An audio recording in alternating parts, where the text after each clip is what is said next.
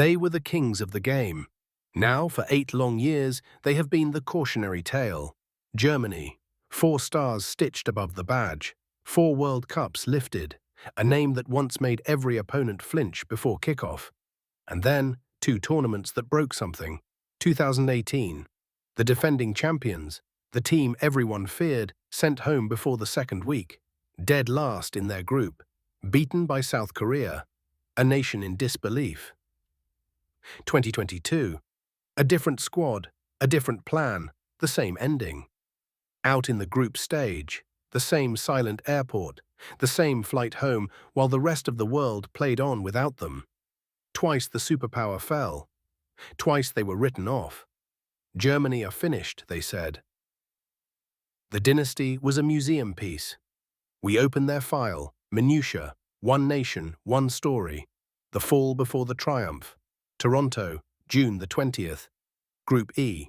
Germany walk out under the lights, knowing the thing nobody in white will say out loud. Lose this, stumble here, and the ghosts of 2018 and 22 come walking back. The whole world is watching to see if the giant falls a third time. For 30 minutes, the nightmare writes itself. Ivory Coast are not here to admire them. The elephants are fearless, fast, physical, sharp on the counter. They press, they bite, and in the 30th minute, Franck Kessié arrives in the box and makes Germany pay. 1-0. Ivory Coast in front. The German bench frozen. The doubt spreading like cold water. And then it gets worse, because Germany do respond. They find the net, and the screen goes cold. VAR, a foul in the build-up. Disallowed. Minutes later, they score again. And again the flag, again the review, again the goal erased from history. Twice they break through, twice it is taken away. You can read it on their faces under the floodlights. Here we go again. Half-time, 1-0 down. 2 goals wiped out.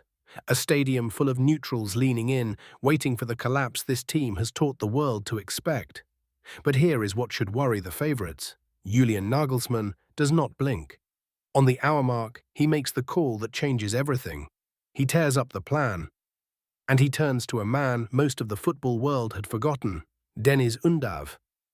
A striker who spent years grinding through the lower leagues, doubted at every step, overlooked again and again. The kind of name the pundits skip right over.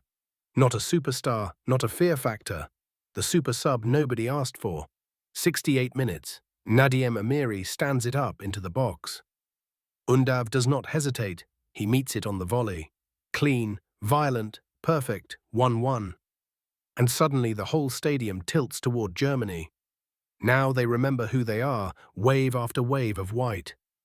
The orange wall of Ivory Coast bending, scrambling, throwing bodies in the way, praying for the final whistle. 80 minutes, 85, 90. Into stoppage time, the elephants are seconds from a famous point. And then, the 94th minute, Felix Neymar slides it through the eye of the needle. And there he is. Again. The man they almost did not bring. 1 touch to settle it, 1 finish to bury it. 2-1. The German bench detonates. 8 years of doubt, of jokes, of obituaries, all of it screaming out in one single savage moment. Germany are through to the knockout rounds with a game still to spare, alongside the hosts United States and Mexico. The giant is breathing again. But do not call this redemption, because 1 win is not 8 years. A substitute's brace does not fill 2 group stage graves. The favourites who watched this, the ones with the real swagger, they will tell themselves Germany got lucky, a disallowed goal away from disaster, 90 seconds from another flight home. And they will not be entirely wrong. But maybe, just maybe, a fallen giant just remembered how to stand. And if Undav is the answer off the bench, if Nagelsmann has finally found his nerve, then the rest of this tournament should be very, very worried about what comes next. Because the file on Germany does not close tonight. It only turned a page. If this hit, like it, share it with one football friend, and subscribe. A new file opens tomorrow. The files never close.